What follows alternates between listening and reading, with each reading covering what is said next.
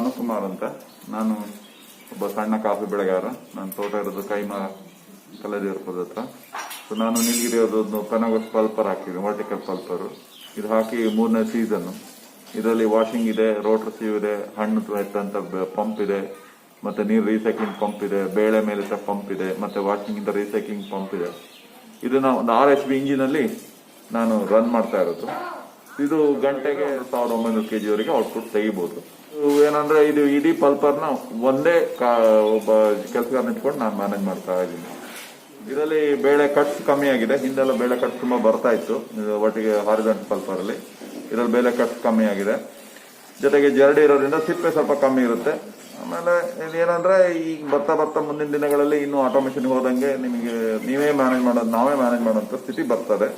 ಅದಕ್ಕೆ ಈಗಲೇ ಚಿಕ್ಕದ್ ಮಾಡ್ಕೊಂತ ಹೋದ್ರೆ ನಾವೇ ಮ್ಯಾನೇಜ್ ಮಾಡ್ತಾ ಹೋಗ್ಬೋದು. ಈ ಕಾಫಿ ತೋಟಗಳನ್ನ ಎಷ್ಟು ದಿನ ಮ್ಯಾನೇಜ್ ಮಾಡ್ತೀವಿ ಅನ್ನೋದಕ್ಕಿಂತ ಹೇಗೆ ಮ್ಯಾನೇಜ್ ಮಾಡ್ತೀವಿ ಅನ್ನೋದು ಮುಖ್ಯ. ಜೊತೆಗೆ ಇದರಲ್ಲಿ ಇನ್ನೊಂದೇನಂದ್ರೆ ನೀವು ಬಳಸಕ್ಕಂತ ನೀರಿನ ಪ್ರಮಾಣ ತುಂಬಾ ಕಮ್ಮಿ ಆಗುತ್ತೆ. ಹಾರಿಜಾಂಟಲ್ ಪಲ್ಪರ್ ಅಲ್ಲಿ ನೀವು ಏನು 1 ಲೀಟರ್ 1 kg ಬೇಳೆಗೆ ಆಲ್ಮೋಸ್ಟ್ 5 ಲೀಟರ್ ನೀರು ಹೋಗ್ತದೆ.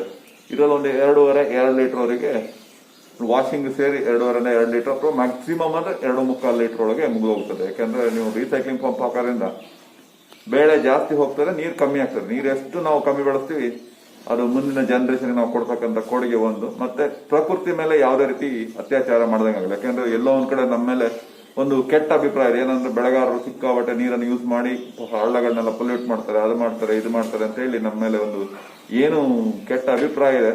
ಆ ಅಭಿಪ್ರಾಯನ ತೊಡೆದು ಹಾಕ್ಲಿಕ್ಕೆ ಈ ತರ ಪಂಪ್ಗಳು ತುಂಬಾ ಸಹಾಯಕಾರಿ ಮತ್ತೆ ಅವಶ್ಯಕವಾಗಿದೆ.